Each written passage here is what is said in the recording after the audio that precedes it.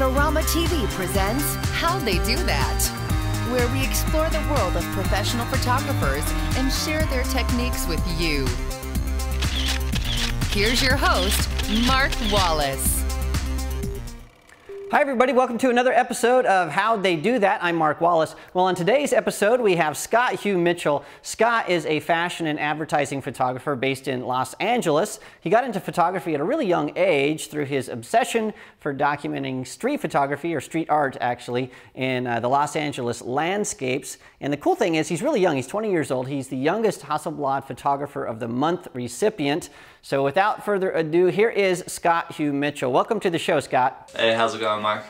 It's going great. Well, a lot of questions I have for you, but the first is you're 20 and you're shooting out there with the Hasselblad doing all this really amazing work, but how do you afford a Hasselblad at 20 years old? Is that your primary camera or do you shoot with other things? Well, I shoot with two cameras. I shoot with the Hasselblad H3D2 and the Canon 5D Mark II.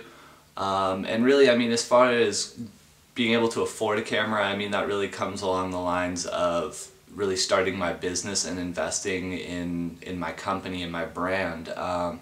You know, most people think because you're starting a photography business, you know, you don't necessarily need to, you know, invest as much as you would a normally as a normal business. But I really felt that I really needed to, you know, get a loan and start a full business as if I was almost starting a restaurant, have a marketing plan, have everything laid out and ready to go. Well, you know, that's something that we discuss with a lot of photographers, and you know, the decision of going full on into a business, getting a loan and a business plan, it's really wise. So how did you learn how to create a business plan and figure out how to get your loan and start your business? Because that's not something that a lot of beginning photographers think of doing. So how did you do that? I went to school, actually. I went to Santa Monica College in Santa Monica, California, and lucky enough to have an amazing photography program there, including an advanced business photography course that taught me everything from, you know, permits to bidding a job, to setting up a business plan and figuring out how I was going to fund my photography career. Yeah, and so that seems to me to be a path that fewer and fewer photographers are taking. So it's great to talk to somebody that's young and finding that actually going to school to learn about this stuff is beneficial. Well, let's transition a little bit. In fact, let's talk about your transition from you shooting street art in Los Angeles to now shooting fashion and advertising.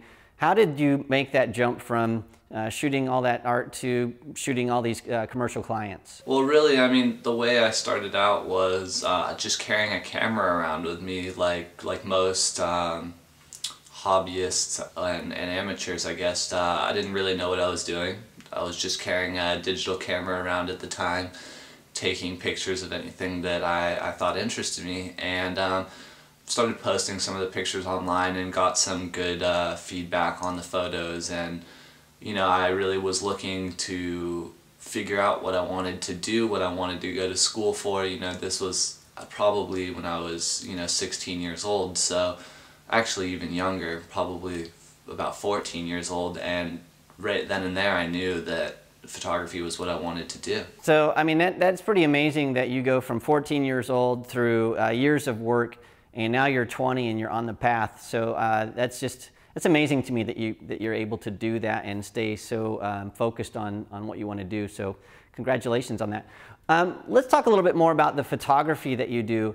You're not afraid of shadows, and a lot of the things that you shoot, you've got some really hard light. Can you walk us through some of the light modifiers and the type of light that you use to light your images? Well, I am a big fan of hard light and really experimenting with strobe. I'd say probably 98% of my entire portfolio is lit with strobe, whether it be, you know, a $90 Vivitar flash or some Profoto 8As. I mean, it really varies. But as far as the hard lighting goes, I'm a big fan of, you know, just using a really hard silver dish, really contrasty, direct, or using maybe a strip bank with the diffusion pulled out, or a beauty dish.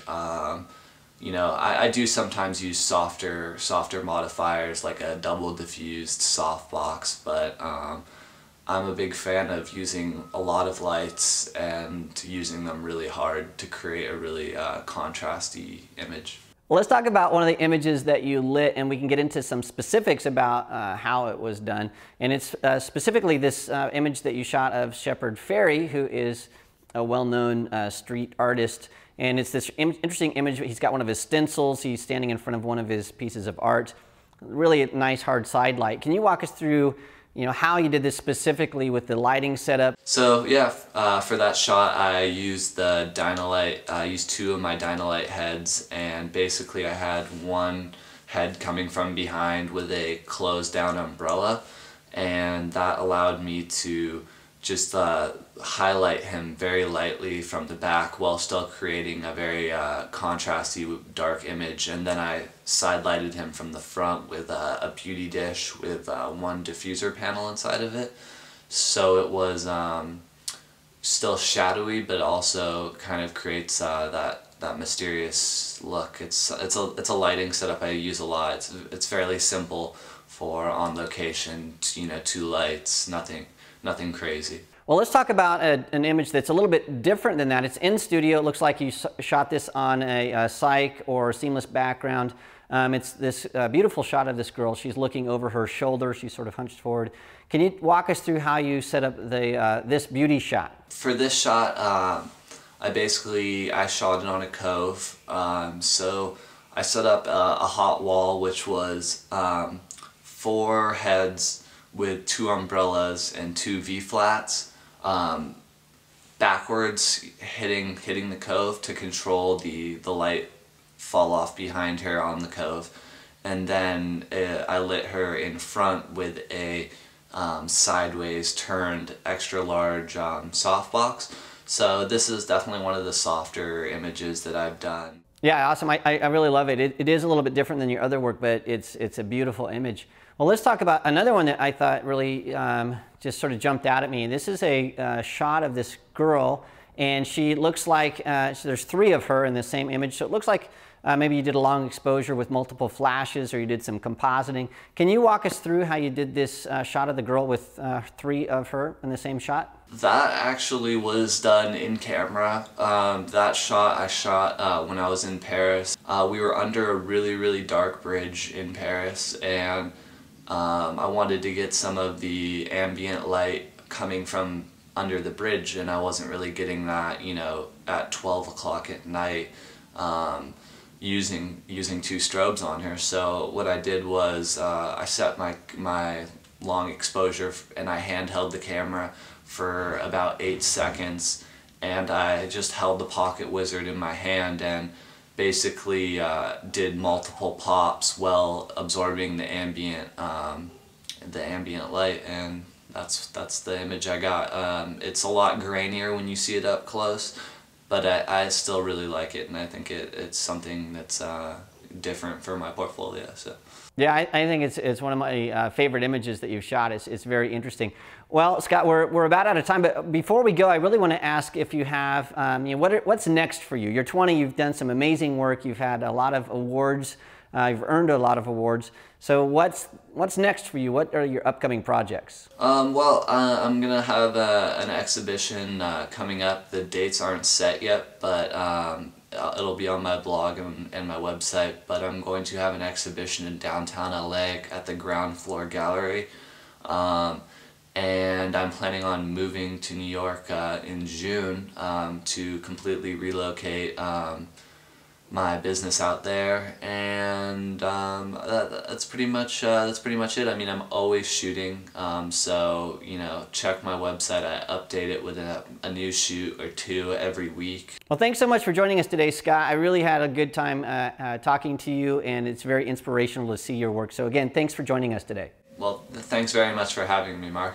Well, you bet. Remember, if you want to see more of Scott Hugh Mitchell's work, just go to scotthughmitchell.com, and you can see a lot of the stuff that we weren't able to show you today, and it's really amazing work.